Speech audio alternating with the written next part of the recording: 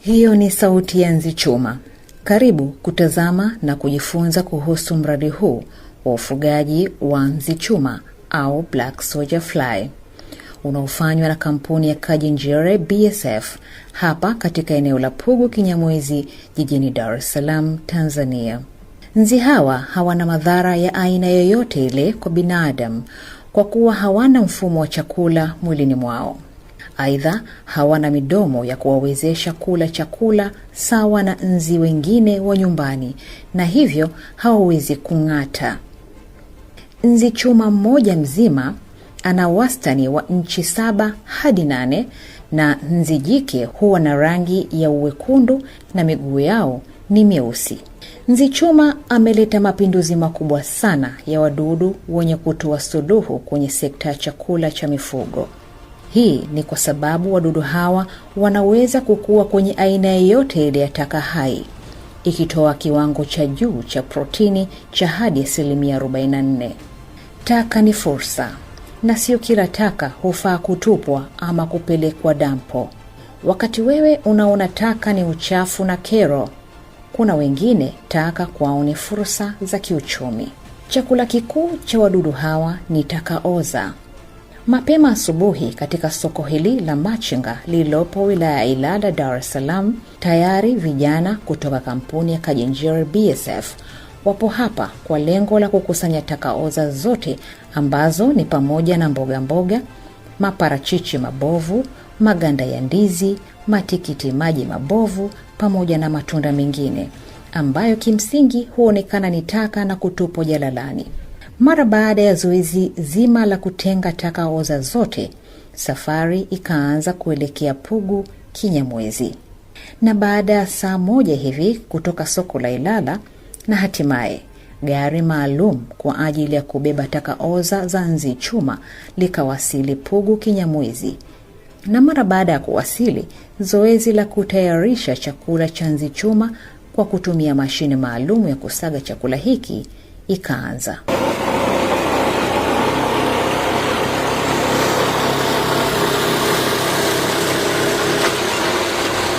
Zoezi linalofuata baada ya takaoza hizi kusagwa ni kwenda kuwalisha. Na pengine unajiuliza sababu za wadudu hawa kusagiwa chakula chao ni zipi?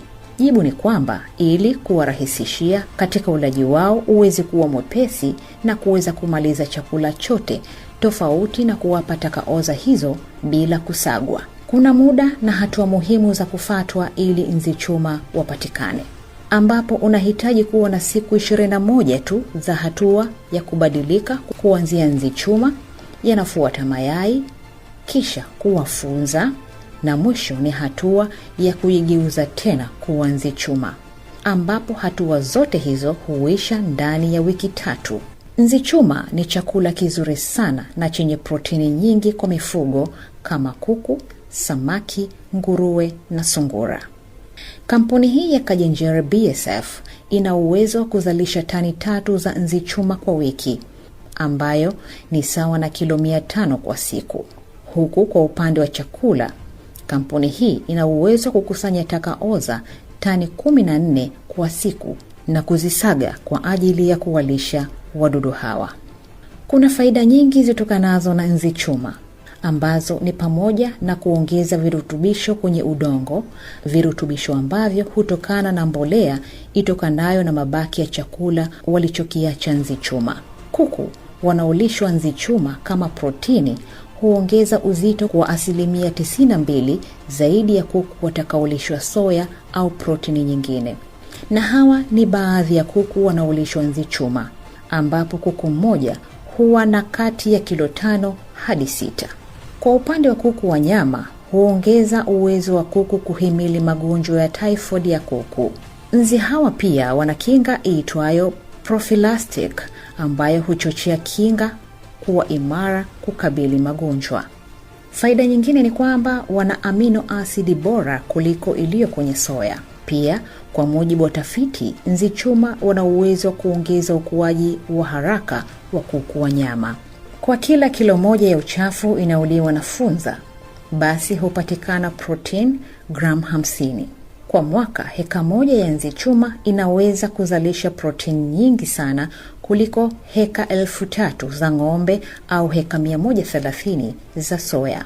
Tofauti na kampuni ya Kajenjere BSF, pia miongoni mwa makampuni mengine yanayojihusisha na mradi wa kufuga nzi chuma ni pamoja na kampuni ya Wazalendo Mazingira kutoka Vingunguti Butiama, Nipe Fagio kutoka Kimara Bonyokwa, Chanzi Food Processor kutoka Mbezi Salasala, Clean Action kutoka Kimara Bucha na Biobu kutoka Mabwe Pande.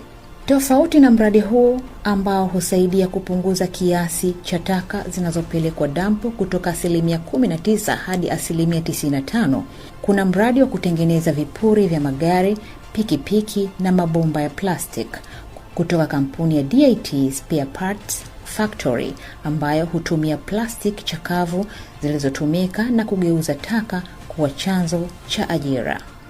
Kutokana na faida hizo, bila shaka umeelewa na kujifunza mengi kuhusiana na nzi chuma au Black Soldier Fly. Karibu kujifunza na kuwekeza katika mradi huu bora zaidi wenye manufaa mengi kwa watu na mifugo.